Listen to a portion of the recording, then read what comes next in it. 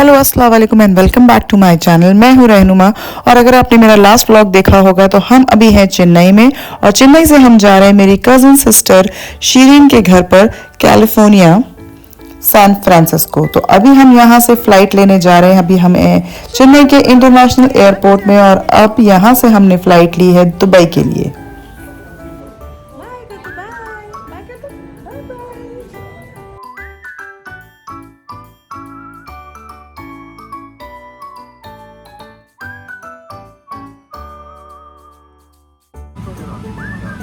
तो ये सफ़र हमने तय किया एमिरेट्स एयरलाइन से और एमिरेट्स में बहुत इंटरेस्टिंग चीज़ ये लगी मुझे कि कैमरेज ऑन रहते हैं। आप फ्लाई कहाँ से कर रहे हैं, किस चीज़ के ऊपर से उड़ रहे हैं, सारा मैप वगैरह दिखाता रहता है। तो काफ़ी इंटरेस्टिंग लगता है और अच्छा सा टाइम पास हो जाता है। जैसे अभी टाइम पास हो गया और पहुँच चुके हैं हम दुबई एयरपोर्ट पे।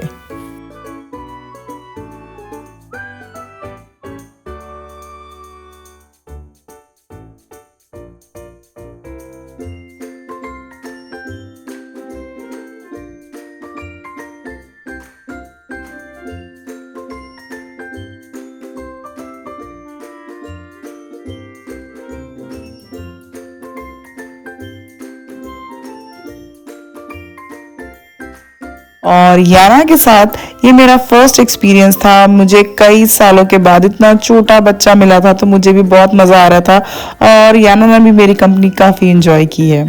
तो ये गेट नंबर्स बहुत दूर दूर थे दुबई में, तो हमको ट्रैवल करना पड़ा, पहले इस बग्गी में फिर पैदल और फिर हम गए इस एयरपोर्ट के अंदर ही ये ट्रेनें चलती हैं, आपको एक गेट से दूसरे गेट तक लेकर जाती हैं। तो हमने ट्रैवल किया इस ट्रेन में अपने नेक्स्ट फ्लाइट पकड़ने के लिए।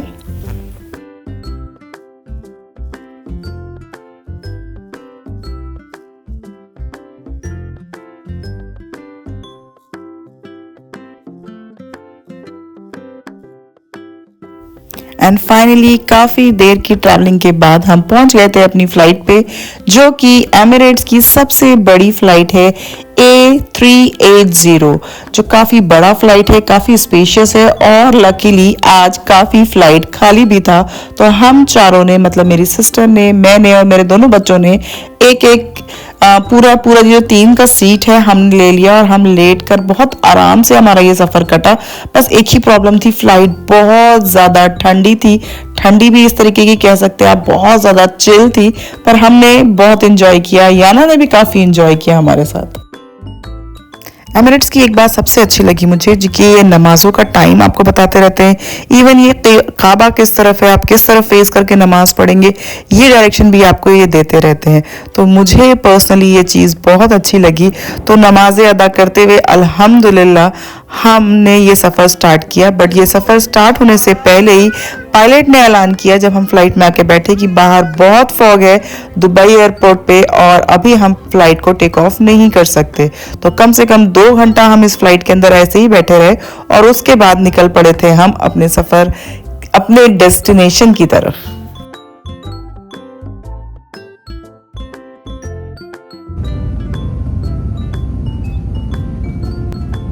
एमिरेट्स की एक और अच्छी बात बताऊं कि ये खिलाते पिलाते बहुत अच्छा है। आप फ्लाइट में इतना खाना देते हैं कि आप फुल हो जाएंगे और आपको खाने का दिल नहीं करेगा, बट ये खाना काफ़ी देते हैं। और साथ में इन्होंने ये छोटी सी किट भी दी थी जिसमें थे सॉक्स और ये आईपैड था जिसको आप आई मास्क था जिसको आप लगाकर सो सकते थे, और उसके बाद था छोटा सा टूथब्रश और उससे भी छोटा टूथपेस्ट, और ये थे कुछ स्टिकर्स जो आप अपने डायरी वगैरह में लगा सकते हैं। और साथ में यहाँ पे थे ईयर प्लग्स भी। तो काफ़ी यूज़फुल था क्योंकि ब्रश वगैरह तो मैंने सारे अंदर पैक किए हुए थे। तो अगर ये लंबा सफ़र आपको तय करना है तो बिना ब्रश के और बिना इन ज़रूरी चीज़ों के तो हो ही नहीं सकता।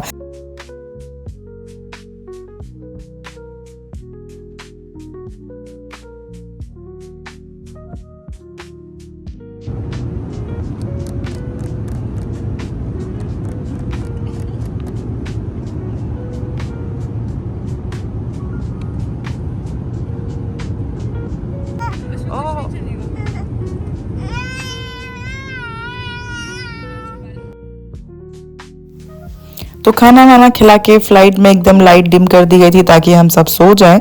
और थोड़ी देर के बाद मतलब कुछ घंटों के बाद 5-6 घंटों के बाद, क्योंकि ये फ्लाइट तकरीबन 16-17 घंटों की थी और ऑलरेडी हम 2 घंटा वहाँ वेट कर चुके थे, तो ये 18-19 घंटों की फ्लाइट हो चुकी थी हमारी। तो काफ़ी लंबा डिस्टेंस तय करने के बाद, खूब सारा खाना, अच्छा खाना खाने के बाद हम पहुंच चुके थे अटलांटिक ओशन के ऊपर, जो कि है सैन फ्रांसिस्को के बहुत करीब।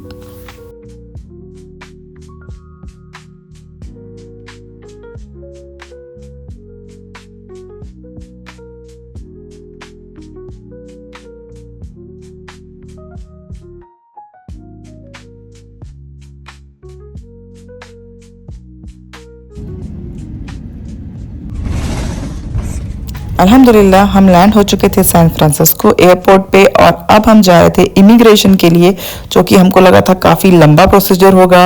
यहाँ शायद हमको घंटा 1.5 घंटा लगेगा, बट 5 मिनट में हमारा इमिग्रेशन हो गया और हम निकल गए थे। मोई भाई हमको लेने आ गए थे, हम सब जा रहे थे अब घर।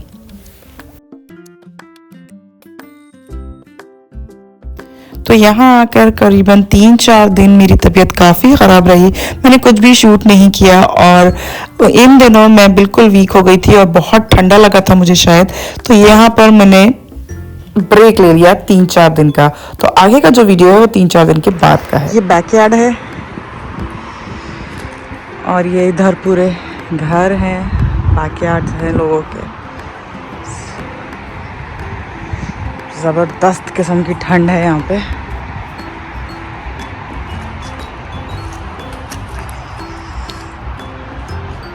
ये वाला घर शिरीन का है।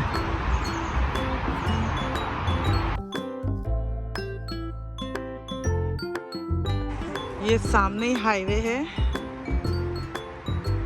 गाड़ियाँ जा रही हैं यहाँ से और ये इसका सोसाइटी के अंदर की रोड है और ये पूरा उसका सोसाइटी है, मेन एंट्रेंस।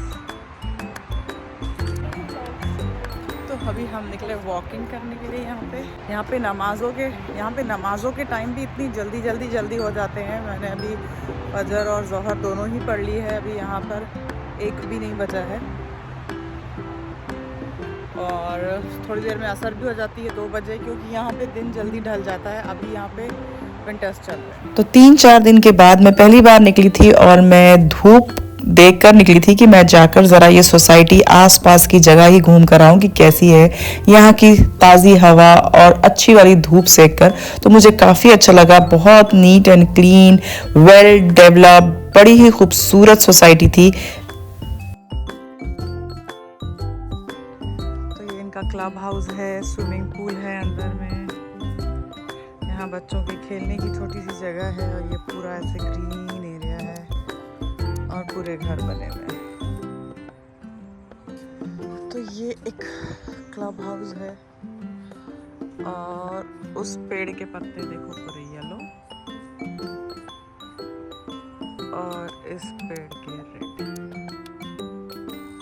पीछे ग्रीन। इतनी खूबसूरत सोसाइटी में इतनी खूबसूरत गिलहरियाँ, इतनी बड़ी बड़ी साइज़ की गिलहरियाँ थी। तो ये सोसाइटी में फुल ऑन गिलहरियाँ घूम रही थी। बस प्रॉब्लम थी तो एक छोटी सी कि यहाँ कोई दिख नहीं रहा था, मेरे और रदा के अलावा इस वक्त यहाँ कोई भी नहीं था।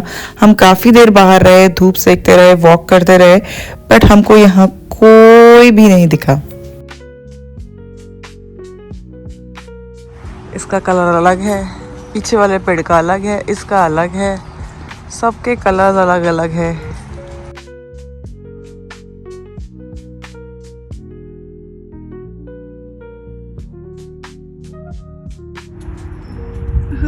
कहाँ गई? उसके बच्चे कहीं होंगे। तो अभी हम आए हैं यहाँ, विंटर स्टार्ट हुए हैं और विंटर्स में सारे पेड़ों के पत्तों के कलर अलग अलग बड़े ही खूबसूरत लग रहे थे। कोई तो इतने खूबसूरत येलो थे, कोई ग्रीन थे, कोई रेड थे, कोई ऑरेंज थे। तो ये देखकर बड़ा ही अच्छा लगा, दिल खुश हो गया। साफ सफाई, बहुत ही नीट एंड क्लीन।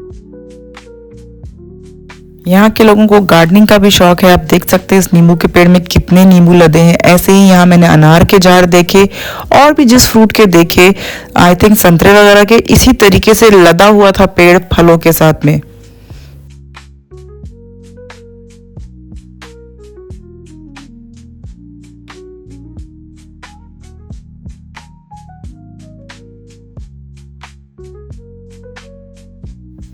फिर दूसरे दिन हम निकले थे शहर घूमने, जहाँ ये रहती है मेरी सिस्टर। पेड़ों के रंग देखिए आप, कहीं आपको ऑरेंज दिखेगा, कहीं ग्रीन, कहीं रेड, और घर इतने खूबसूरत, देखते ही बस दिल खुश होता है और मज़ा आता है, फील आता है कि हाँ भाई मुस्कुराइए, आप यूएसए में हैं। तो हर चीज़ यहाँ लॉ एंड ऑर्डर के साथ चलती है, तो काफ़ी डिसिप्लिन यहाँ मेंटेन रहता है।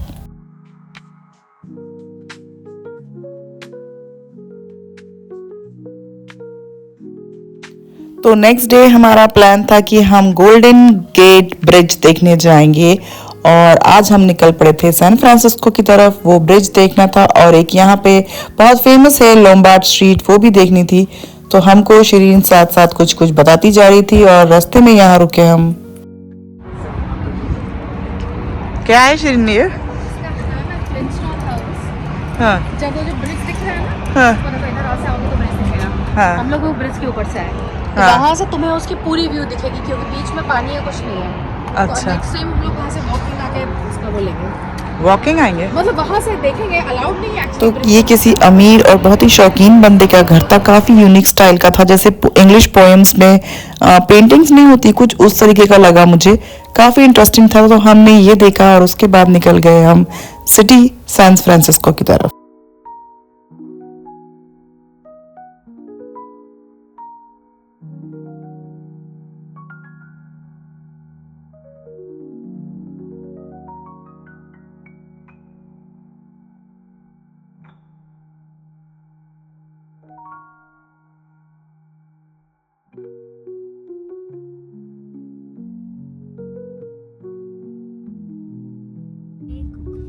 एक बार बस ये मैं बता रहा था, ये जो रोड है लेकिन भी चलेगी और ये भी चलेगी, ये एक ही पट्टी है।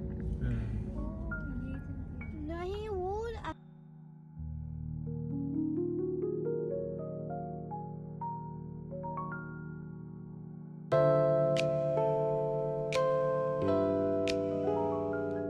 मैंने कहीं रुकी है, यहाँ से शिकागो जाती है, 3 दिन लगता है वो ट्रेन में जाने इसमें।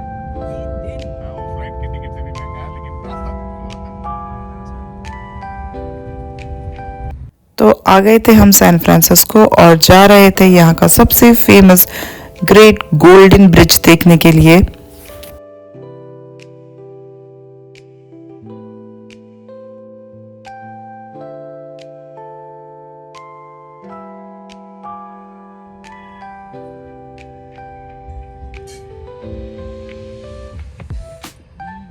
तो शेर हमको वही बता रही थी कि यहाँ का मौसम अक्सर बदली वाला रहता है, या फिर यहाँ पर फॉग आता है। ये फॉग यहाँ हमेशा ही रहता है, और इस फॉग का नाम यहाँ के लोगों ने रख दिया है द काल फॉग।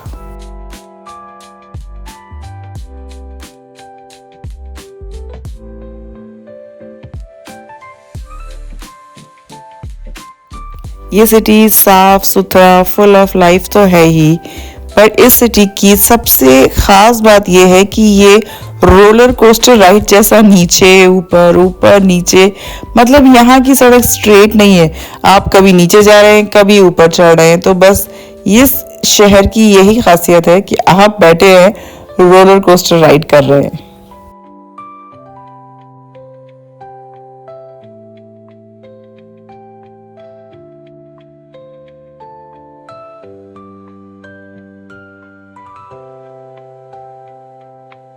मैंने तो सही कहा, सही बताना, वही से चल रहा हूँ।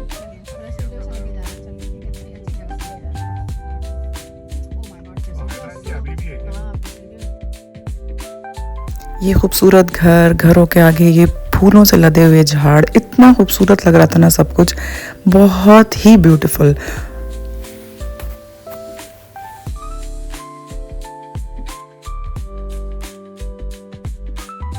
तो आ गए थे हम ब्रिज की साइड में, और ये दूर से फुल सिटी का व्यू दिख रहा था, और समुंदर के बीचों बीच में एक जेल है, जो कि वो दूर पे वाइट वाइट दिख रही है, ये जेल है। अब तो ये जेल नहीं है, अब यहाँ टूरिस्ट जाते हैं, घूमते हैं, फिरते हैं, बट पहले ज़माने की ये जेल थी।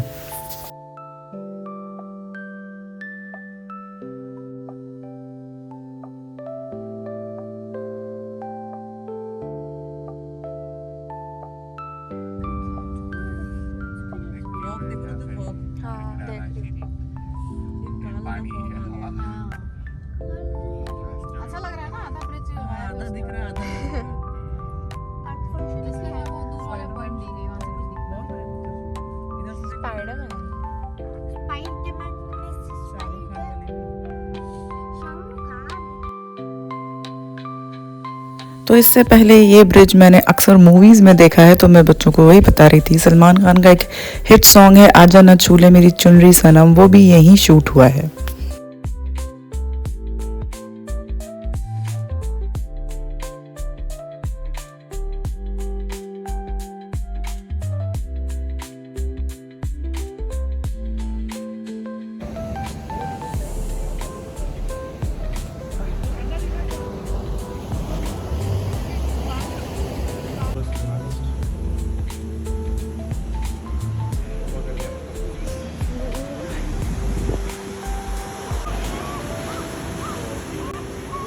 सा बच्चा, एक छोटा सा बच्चा।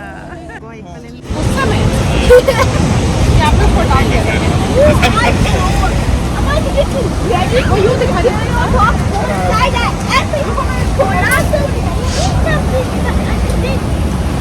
इधर फॉग देखो पहाड़ के ऊपर है, छत बनी हुई है फॉग की। तो हमारे कपड़ों से आप समझ गए होंगे कि यहाँ कितनी ज़्यादा ठंड थी, बट ज़िंदगी जीना तो ये अंग्रेज़ी जानते हैं जो इस इतने ठंडे मौसम और इससे उससे भी ठंडे पानी में सर्फिंग कर रहे थे।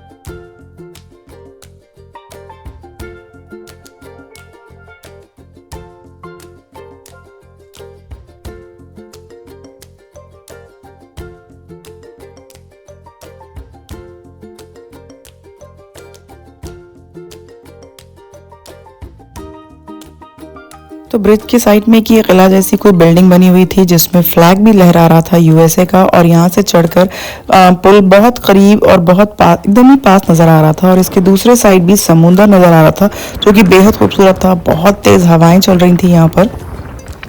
तो हम यहाँ पर भी आए, सब तरफ घूमे और इस गोल्डन ब्रिज को यहाँ से फील किया, काफ़ी अच्छा लगा।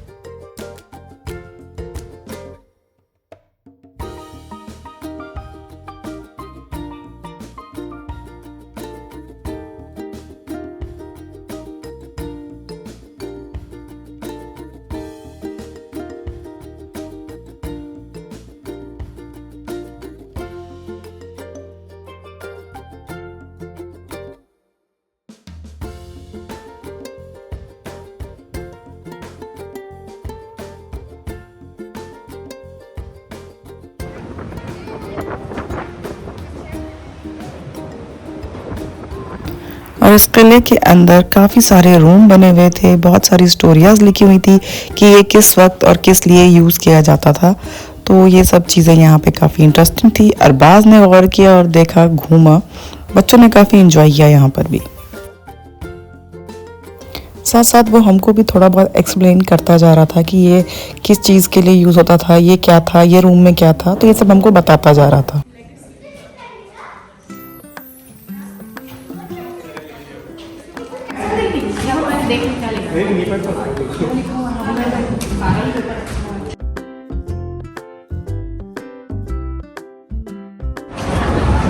विंडो है ना, चलो लगाएंगे तो अच्छा ये बाथरूम है।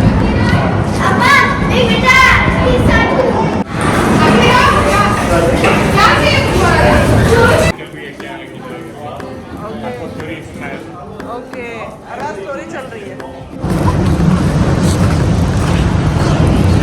लोग इसके अंदर गए थे।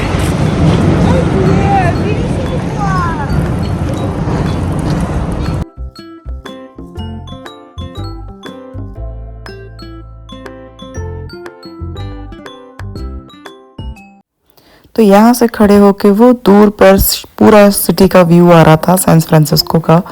और कहते हैं ये समुंदर जो है ना, वो गर्मी में भी इतना ठंडा चिल पानी रहता है कि आप इसमें पैर नहीं डाल सकते। पर देखिए कुछ लोग यहाँ पर अभी भी सर्फिंग कर रहे हैं।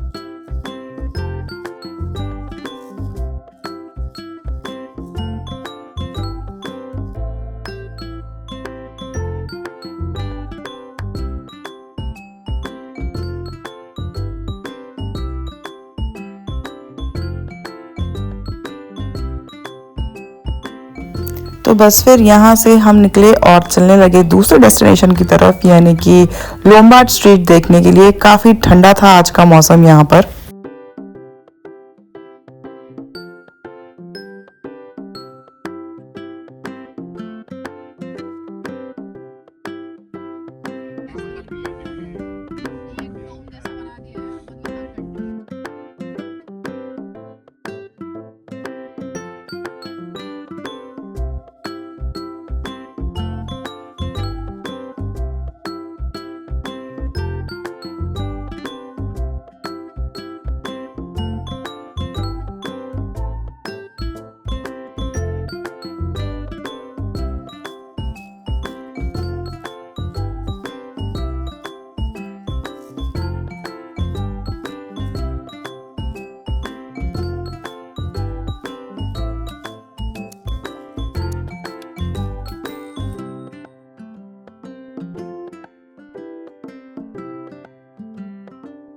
तो कार में ही बैठे बैठे मैं ये सारा शहर शूट कर रही थी। और जैसे मैंने आपको पहले बताया कि ये शहर की सड़कें हाई है, लो हैं, तो आप सामने देख सकते हैं वो सड़क और वो जो गाड़ी जा रही है कितनी हाई है।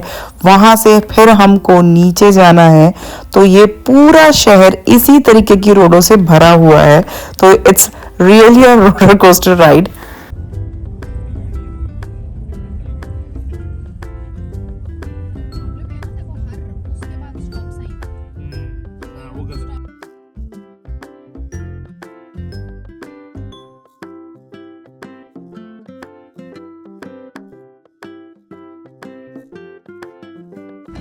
ये घोड़ों के लिए बनाया था इसने, कि घोड़े है ना, अगर सीधा रहता तो घोड़ों का बैंड बज जाता करके। हाँ। घोड़ों के लिए इसने ये वही स्ट्रीट है। टेढ़ा मेढ़ा। तुम एक काम करो, मैं नीचे उतारता हूँ तुमको, तुम नीचे से ऊपर चढ़ के आके वापस आ जाओ, कोई प्रॉब्लम नहीं है, ठीक है? हाँ। तुम लेकिन सामने आ जाओ, मतलब ठीक है, वही सामने आ जाने वहाँ का पे दिखता पार्किंग कम से करूंगा तो कम। उधर जाएगा। देख लो यहाँ पे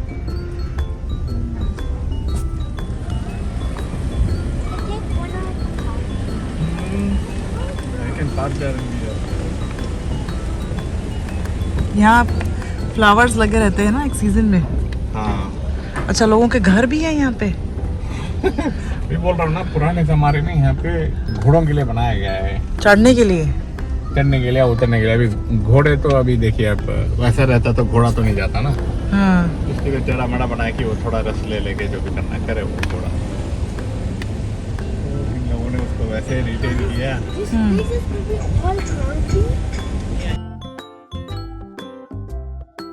तो सैन फ्रांसिस्को की ये काफ़ी फेमस स्ट्रीट है, लोम्बार्ड स्ट्रीट। यहाँ पे हमने गाड़ी से भी ट्रैवल किया, मतलब ये टेढ़े मेढ़े रास्तों से हम उतर कर आए।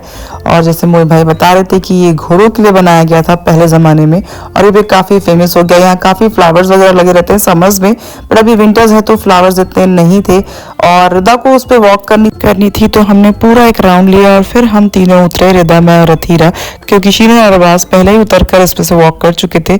तो हम तीनों ने भी उतर कर ये वाला मोमेंट फिर से एंजॉय किया।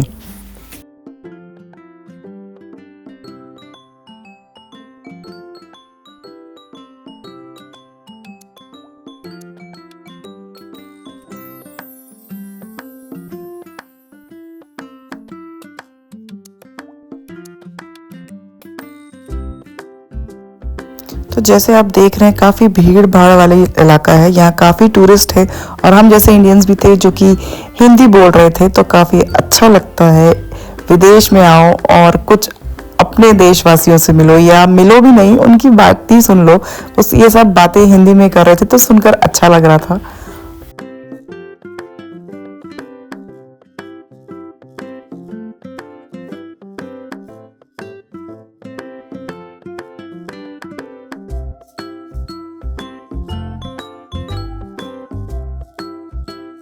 ये लोम्बार्ड स्ट्रीट है और ये स्ट्रीट यहाँ पे जब बनाई गई थी तो घोड़ों के चढ़ने के लिए बनाई गई थी।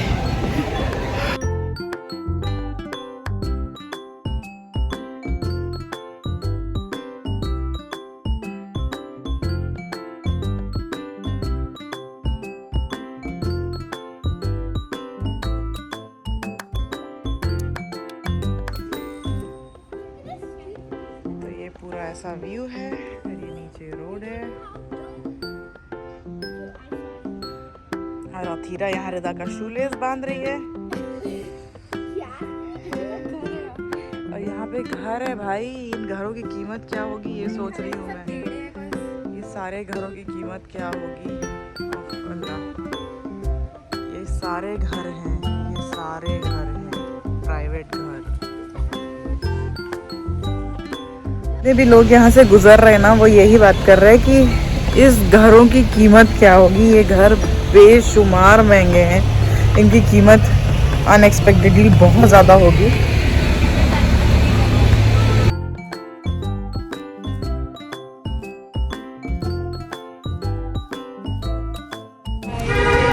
ये देखो, ये भी यहाँ पे भी घर है, गार्डन भी लगे हुए हैं, गैरेज भी है। यहाँ गाड़ी कैसे लाते होंगे अल्लाह जाने। ओके, ये है ड्राइववे है और ये गैरेज है, सामने भी गैरेज है।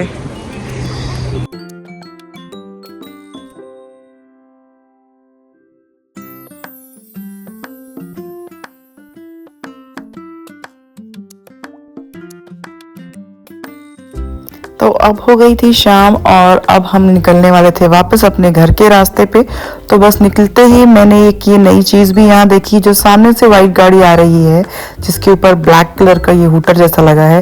ये ड्राइवरलेस कार है, ये टैक्सी के तौर पर यहाँ चलती है और इसमें कोई भी ड्राइव नहीं करता, ये ऑटोमेटिकली ड्राइव होती जाती है। आप इसको बुलाइए, डेस्टिनेशन डालिए, ये आपको वहाँ बराबर छोड़ देगी। तो ये बड़ी नई चीज़ थी, तो मैंने इसको भी शूट किया है कई बार, कई जगह पे। आप मेरे व्लॉग्स में इसे देखते रहेंगे।